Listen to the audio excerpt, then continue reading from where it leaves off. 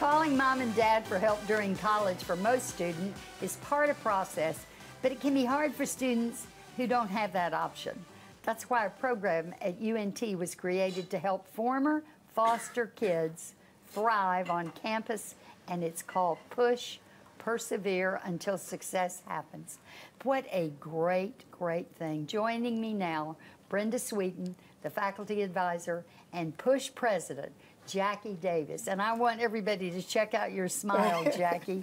I know now how you got to be president. Tell me about this amazing thing and how it came about. Sure. About 2.5 years ago, I was working on a child welfare conference at UNT, and we were going to do a panel for former foster youth as part of this conference to educate child welfare workers on just the experiences of youth in foster care.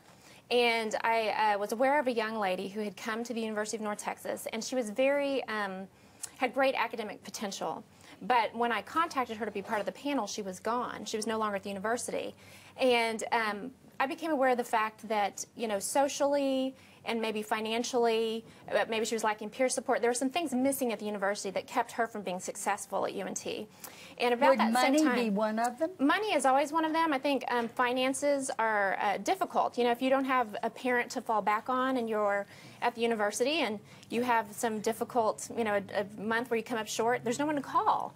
And so around that time, I came to know several students who were in foster care, Jackie Davis being one of those, and I contacted Jackie through a graduate student that I knew and said, you know, Jackie, if we had some type of program at UNT that supported foster care alumni, would you be interested in being part of something like that? And he was very emphatic, yes, I'd love to do that. Can I ask you a question? Yes, sure. What did you think you needed? What did you think the program needed?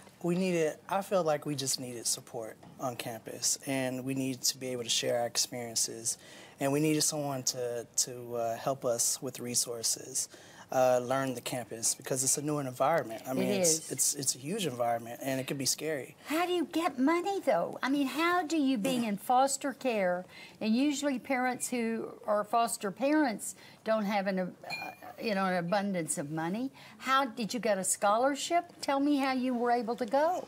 Well, the state do provide a tuition and fee waiver for students that have been in foster care or have aged out. That's great. Mm-hmm. And it does help to a certain degree, you know, but there's things, yes, but there's things like toiletries, coats, things like that that doesn't cover those expenses. Yes. Computers, technology, things like those. Okay, so then tell me how this program helps provide that. Well, I think one of the things that Push does is it really helps provide peer support, first and foremost. Definitely. I think we find that most of the students that we have on campus that are foster care alumni are really lacking relationships. And relationships are so important. And I think with the young lady I was talking about a while ago, academically she could do it, but she didn't have the relationships that she needed. And so we've created this network of peer support. And then through that, we've done some speaking, some awareness type activities in the community. We've spoken at the Texas CASA conference, recently the National CASA conference, just to educate people in the community about needs of youth who are in foster care. Because I think once they age out of foster care or they become young adults, people forget that they still have challenges. Okay, I want to ask you a question. Yes. Let's say that you had two parents and you went to college. Yes. And then let's say that you had no parents but foster parents and went to college. What is the difference between you with biological parents and you as a foster child when you meld in to make friends? Well, I think one of the things is that with foster parents, sometimes they don't help you transition to college. Sometimes that's a barrier, you know, because you're 18, you're considered and grown. When you're 18, you leave the foster care family. Yes. And then are you just out on your own? Sometimes that's how it is. Yeah, oh, Jackie, how did you maneuver? Well, I had great parents. I got adopted. You know, I got adopted at 13 for a second time, you know, and I had them to kind of help me. But at UNT, you know, I had this program to help me fall back, and I had my peers and other students that were like me that's been through similar situations that we could depend on each other. And so, are you a mentor now to other foster care? I am. You are, and I love it. I want to know something. Yes. You haven't had an easy life. No, I haven't. You've been kicked around. gotten someplace, adapted, and then had to move on. Yes. And so how have you managed to smile through that?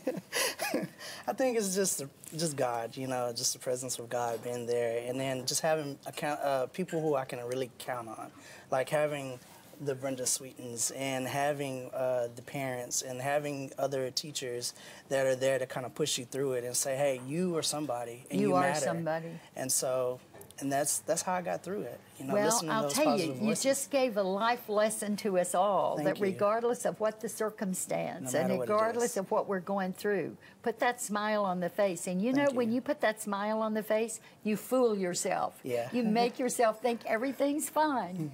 Thank you so much, both of you, for joining us today, because this is really good to know. And I know that there are people out there right now who know foster children, and it's given us a new light and making us care more about kids who really deserve more than they've been given. Up next on the broadcast, if you are intimidated by gyms and boot camp classes, we are talking about easy ways to get started. Oh, here we go again on an exercise program, which I need to sign up to. We'll be back in just a moment.